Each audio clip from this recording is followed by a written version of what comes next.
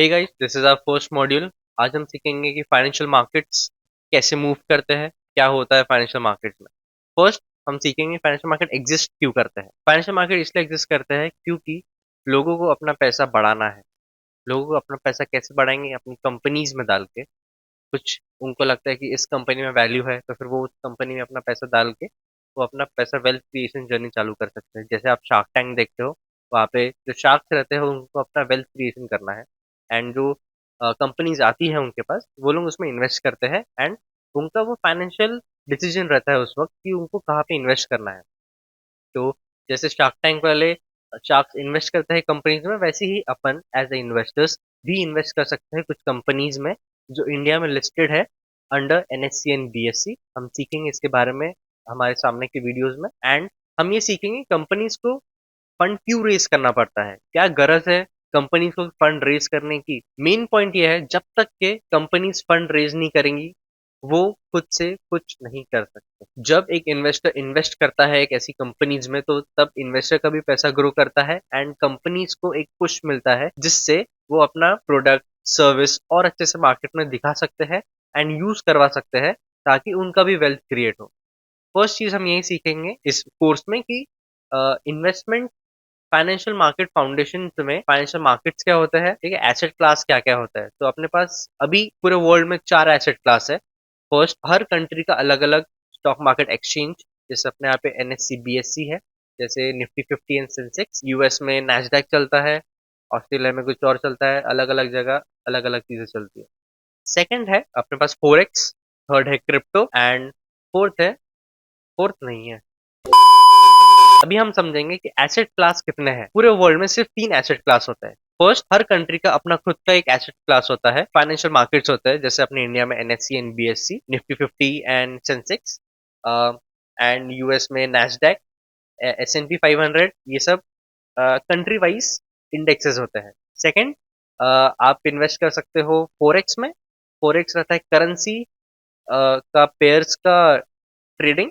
And third रहता है decentralise, जो आपको पता है बिटकॉइन एंड बहुत सारे कॉइन्स, इथीरियम हो गया, डोज कॉइन हो गया, शिबा उनो कॉइन हो गया, जो भी अभी लेटेस्ट मार्केट में चल रहे थे वैसा। तो अपने पास 3 मार्केट है पूरे वर्ल्ड में, अपन यहाँ पे इन्वेस्ट कर सकते हैं, अपना वेल्थ क्रिएट कर सकते हैं। अभी हम देखेंगे कि मार्केट पार्टिसिपेशन क्या होता है। मार्केट पार्टिसिपेशन में मेनली 4 लोग इन्वॉल्व रहते हैं।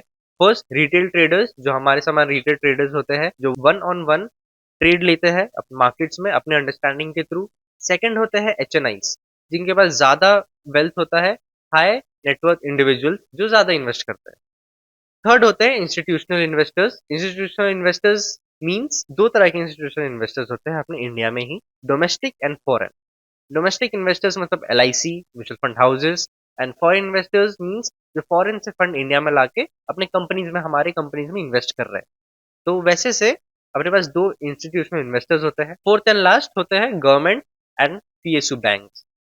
गवर्नमेंट भी कंपनीज में इन्वेस्ट करते हैं एंड जो बैंक्स रहते हैं, जो उनका पैसा रहता है, वो अलग अलग सेक्टर्स में लगाते हैं ताकि उनका भी इंटरेस्ट रेट है वो बढ़ते जाए, इसलिए वो स्टॉक्स में भी इन्वेस्ट करते हैं। फोर्थ मॉड्यूल हमारे इस फर्स्ट मॉड्यूल का है रिस्क एंड रिवॉर्ड रेशियो। जितना आप रिस्क कैपेसिटी है आपकी, उतना ही आपको रिवॉर्ड मिलेगा मार्केट से। अगर आपकी रिस्क कैपेबिलिटी छोटी है तो फिर आपको ये भी समझना पड़ेगा कि आपको जो रिवॉर्ड है वो कम मिलेगा। अगर आपकी रिस्क कैपेबिलिटी ज्यादा है, आप एग्रेसिव ट्रेडर हो, आप एग्रेसिवली इन्वेस्ट करते हो, आप देखते हो कि छोटी कंपनी पर इसका जो वैल्यूएशन है, जो इसका वो काम कर रही है वो बहुत बड़ा काम है, तो फिर आप एग्रेसिवली इन्वेस्ट करते हो, रिस्क टेकिंग इन्वेस्टमेंट करते हो, तो फिर आपको उतना बड़ा प्रॉफिट भी हो सकता है। ये है risk to reward ratio markets में। हर जगह आपको रिस्क टू रिवॉर्ड रेशियो काम में आएगा। मेनली इंडिया में आपको 12 to 15% का रिस्क टू रिवॉर्ड मिल जाता है, 12 to 15% का सीएजीआर मिल जाता है। क्योंकि जो इंडिया है अभी डेवलपिंग स्टेज पर है, डेवलपिंग स्टेज पे जो भी मार्केट्स में इन्वेस्ट करता है वो हमेशा प्रॉफिटेबल ही रहता है। यूएस, यूके, ये सब डेवलप्ड नेशंस है।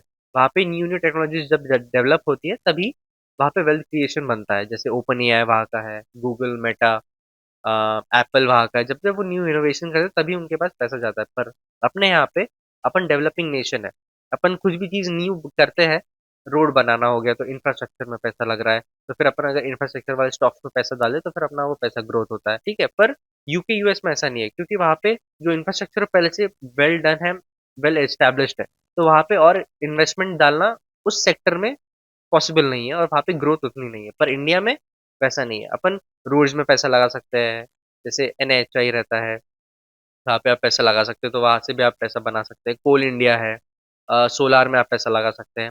ऐसी बहुत सारी चीज़ें जो अपन इस कोर्स में सीखने वाले हैं, वो सब। ये जो फर्स्ट मॉड्यूल है, ये सिर्फ एक इंट्रोडक्शन मॉड्यूल था कि हम इन्वेस्टमेंट कैसे कर सकते हैं, कहाँ कर सकते हैं, एंड रिस्क रिवॉर्ड क्या रहता है मार्केट्स में।